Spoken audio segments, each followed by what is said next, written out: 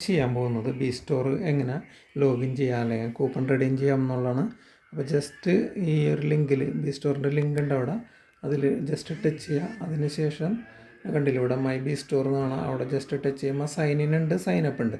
നമ്മൾ sign in ചെയ്താൽ മതി. ഓൾറെഡി പല പ്രോജക്റ്റിലും നമ്മൾ സൈൻ അപ്പ് ചെയ്തുകൊണ്ട് ഇവിടെ സൈൻ ഇൻ കൊടുക്കുക. ഇവിടെ ഇമെയിൽ ഇട്ട് കൊടുക്കുക. ഇമെയിൽ നമ്മുടെ ഏതാണോ അത് ഇട്ട് കൊടുത്ത് ഡാപ്പിലെ ഇമെയിൽ തന്നെ കൊടുക്കണം. ബിലോ ഡാപ്പിൽ നമ്മൾ ഏതാണ് ഇമെയിലാണ് അത് തന്നെ കൊടുക്കണം. എല്ലാ പ്രോജക്റ്റിലും അത് തന്നെയാണ് കൊടുക്കേണ്ടത്. അപ്പോൾ അത് നിങ്ങളെ എപ്പോഴും ഓർമ്മിപ്പിക്കേണ്ട കാര്യമില്ലല്ലോ. ഓക്കെ, ഇവിടെ ഇത് കൊടുക്കുക, ജസ്റ്റ് ലോഗിൻ കൊടുക്കുക. അപ്പോൾ ഒ ടി പി വരും. ഒ ടി പി നമ്മുടെ ഇമെയിലിൽ വരും. അപ്പോൾ ഇമെയിലിൽ പോയിട്ട് നമ്മുടെ ഒ ടി പി എടുത്ത് അവിടെ ഇട്ട് കൊടുക്കണം. ഓക്കെ, അതെ ഇവിടെ വന്നിട്ടുണ്ട്. അപ്പോൾ ഞാനിവിടെ നിന്ന് ഇങ്ങനെ കോപ്പി ചെയ്തു. കോപ്പി കണ്ടില്ലേ, ഇവിടെ ഇട്ട് കഴിഞ്ഞാൽ നമ്മുടെ ഇത് ലോഗിൻ ആവും.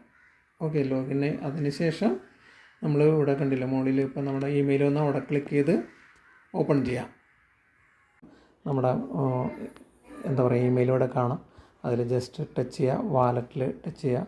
വാലറ്റിൽ ടച്ച് ചെയ്ത് കഴിഞ്ഞാൽ നമുക്കത് ഇവിടെ അത് കണ്ടില്ല റെഡീം കൂപ്പൺ. ഞാൻ ഓൾറെഡി ഒരെണ്ണം റെഡീം ചെയ്ത് കഴിഞ്ഞു. ഇവിടെ റെഡീം കൂപ്പൺ കാണാം. നമ്മൾ എന്ത് ചെയ്യുക, കൂപ്പൺ എടുക്കാൻ വേണ്ടിയിട്ട് നേരെ എവിടെ പോകണം, നമ്മുടെ ലൗഡ് ആപ്പ് തുറക്കുക. ലൗഡ് ആപ്പ് തുറന്ന് എയർ ഡ്രോപ്പ് ആണെങ്കിൽ എയർ ഡ്രോപ്പിൽ എടുക്കുക. അല്ലെങ്കിൽ നമ്മുടെ മെയിൻ വാലറ്റിലാണ് ഉള്ളതെന്നുണ്ടെങ്കിൽ എന്താ ചെയ്യുക, വാലറ്റിൽ ജസ്റ്റ് ടച്ച് ചെയ്യുക. സാപ്പ് BLV ഇട്ടു. നേരെ നമ്മൾ ബി സ്റ്റോർ ഓക്കെ, ബി സ്റ്റോറിൽ ജസ്റ്റ് ടച്ച് ചെയ്യുക. അപ്പോൾ നമുക്കിവിടെ കാണാം കൂപ്പൺ നമ്പർ കാണാം. അപ്പം ജസ്റ്റ് അത് ഇവിടെ നിന്ന് കോപ്പി എടുക്കുക. കോപ്പി ആയിട്ടുണ്ട്. വീണ്ടും നമ്മൾ നേരെ ഇവിടെ വരാം.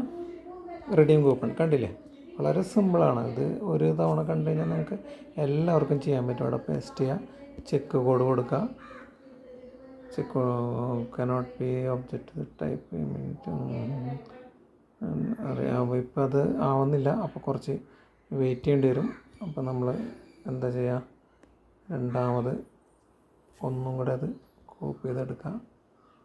ഓക്കെ, വീണ്ടും ഇട്ട് കൊടുക്കുക, ചെക്ക് കോഡ് കണ്ടില്ലേ. അപ്പോൾ അത് വന്നു. ഒരു തവണ വന്നില്ലെങ്കിൽ രണ്ടാമത് ശ്രമിക്കണം.